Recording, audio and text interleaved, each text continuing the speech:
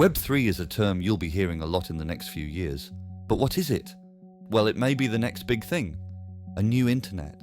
A new paradigm that could reshape the digital landscape. But is this a good thing? Or could it be a change for the worse? Let's find out. Welcome to Knowledge Pilot. Web3 is an exciting concept that reimagines the internet using decentralized blockchains like Bitcoin and Ethereum. It's gained popularity recently, with proponents envisioning various forms of Web3, such as decentralized social networks, rewarding video games, and NFT platforms for digital culture. Some believe Web3 will revolutionize the internet, challenging traditional gatekeepers and creating a middleman-free digital economy. Critics have different views on Web3. Some think it's just a rebranding of cryptocurrencies to change their image and promote blockchains as the future of computing. Others see it as a negative vision of an internet where everything is bought and sold, turning activities and social interactions into financial transactions, creating a pay-to-play system. Alright, before we go deeper into Web3, let's explore how we got here. Web 1.0, read-only, 1990 to 2004. In 1989, Tim Berners-Lee was actively involved in developing the protocols that eventually formed the basis of the World Wide Web at CERN in Geneva. His concept was to establish open and decentralized protocols that enabled the sharing of information across the globe. The initial manifestation of Berners-Lee's creation, referred to as Web 1.0, existed approximately from 1990 to 2004. During this period, Web 1.0 primarily consisted of static websites owned by companies, with minimal user interaction. Users rarely generated content, resulting in it being labeled as the read-only web. Web 2.0, read-write, 2004 to now. The era of Web 2.0 started in 2004, when social media platforms gained prominence. It marked a shift from a read-only web to a read-write web. In addition to delivering content to users, companies started offering platforms for sharing user-generated content and facilitating interactions between users. With the increasing number of internet users, a small number of dominant companies began to exert significant control over web traffic and value. Web 2.0 also introduced the advertising-based revenue model. Although users could create content, they didn't have ownership or receive monetary benefits from it.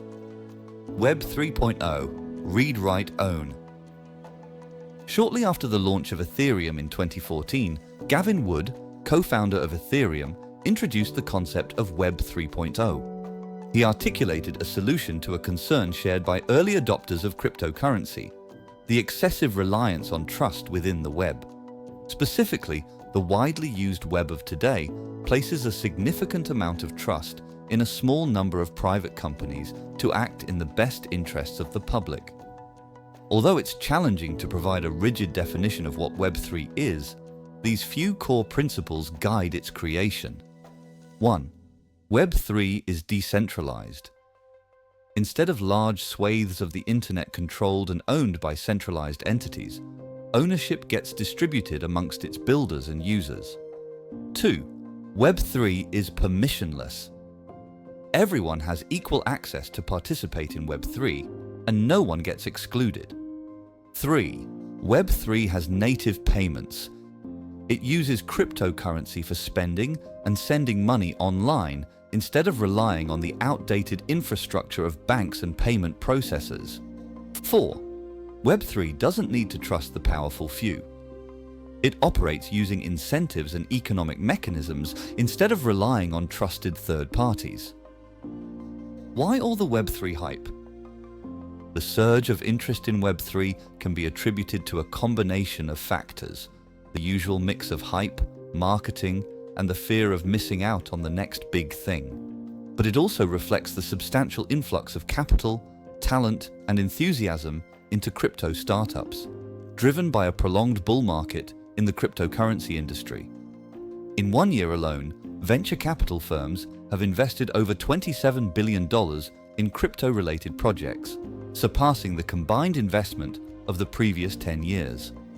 A significant portion of this capital has flowed into Web3 initiatives. Furthermore, major tech companies like Twitter and Reddit have started to explore their own Web3 projects, adding to the momentum. Notably, the Web3 industry has become a magnet for tech talent. Many employees from established tech firms have left their comfortable and stable jobs in search of new opportunities and potential fortunes within the Web3 space. Web3 advocates claim that a blockchain-based internet would bring significant improvements over the existing internet. They argue that Web3 platforms could offer creators and users opportunities to monetize their activities and contributions, which are currently limited on large-scale platforms. For instance, Facebook currently generates revenue by collecting user data and selling targeted advertisements. However, in a Web3 version of Facebook, users could potentially profit from their own data or receive crypto from others as a reward for sharing interesting content. Similarly, a Web3 Spotify could enable fans to purchase ownership shares in emerging artists, effectively becoming their benefactors in exchange for a portion of streaming royalties. Additionally, a Web3 Uber could be owned by the drivers on the platform, transforming the dynamics of the ride-sharing industry. What is an example of a Web3 application? Axie Infinity is an example often mentioned in discussions about blockchain-based gaming. It is a video game developed by Sky Mavis, a Vietnamese game studio. The game incorporates non-fungible tokens, NFTs, and cryptocurrencies based on the Ethereum blockchain to offer players real-world monetary rewards for accomplishing in-game objectives.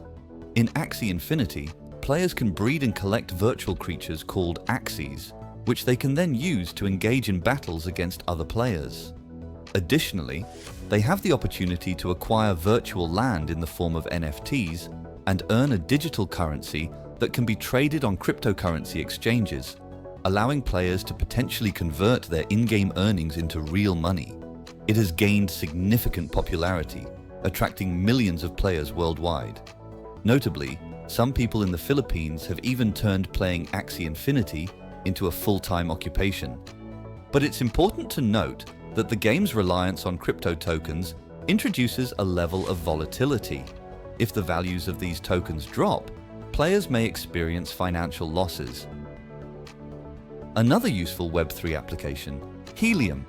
Perhaps not as exciting as a video game, but Helium is an example of a Web3 project that illustrated how it differed from previous technologies. Helium is essentially a blockchain-powered, crowdsourced wireless network. Individuals can sign up to share bandwidth from their home or office Wi-Fi networks with the Helium network by plugging a specific device into their computer or router. In exchange, when other nearby devices use their bandwidth, they are paid with Helium tokens. The more frequently their hotspots are used, the more tokens they receive. The growing Helium network has almost 1 million active hotspots, many of which power-connected devices like parking meters and electric scooters. So, what could possibly go wrong? Well, some Web3 proponents talk a lot about decentralized identity, the idea that we may all have a reputation score based on our professions, events, and initiatives. These scores would become permanent records of our online lives, where other people may use them to hire, trust, or even date us. The Black Mirror episode called Nosedive explored this concept, a rather frightening prospect indeed. Could Web3 even work? Skeptics claim Web3 is technically unfeasible. They argue that blockchains are slower and less capable than databases, and that today's most popular blockchains couldn't handle Uber, Facebook, or YouTube's daily data. They suggest that Web3 services must be centralized to meet user expectations, which defeats the whole purpose of Web3. You cannot delete anything. Web3's permanency and dependence on volatile crypto markets contribute to the resistance of the greater Web3 vision. According to technologist Robin Sloan, the ability to delete things is a desirable attribute of all internet services. Yet this is entirely opposite of the intent behind Web3. What do US regulators have to say about Web3? So far, not much, although the subject did arise in a recent congressional hearing. However, once regulators begin to pay serious attention, the industry may encounter obstacles. A major potential issue lies in the regulatory ambiguity surrounding crypto tokens, which play a crucial role in numerous Web3 applications, particularly within the United States. Certain regulators, such as Gary Gensler, the head of the Securities and Exchange Commission, contend that many tokens qualify as unregistered securities. Consequently, they argue that platforms offering tokens should be subjected to the same regulations as companies issuing stocks and bonds. On the other hand, crypto companies argue that tokens should be classified as a distinct asset class, not subject to existing securities laws. Yet it remains uncertain whether they will prevail in this argument. If US Web3 startups are required to treat their tokens as securities, a considerable number of them may be compelled to cease operations, alter their products, or relocate to another country. In the coming years, get ready to encounter the term Web3 frequently, as individuals strive to grasp the realm of novel experiences, platforms, and lucrative prospects that crypto enthusiasts are endeavoring to build. And as the infrastructure supporting Web3 improves, its future promises endless possibilities in this captivating journey of innovation and discovery. If you enjoyed this video, let us know by leaving a like and a comment. If you're interested in more content like this, then feel free to subscribe and check out the other videos on our channel. Thank you for watching.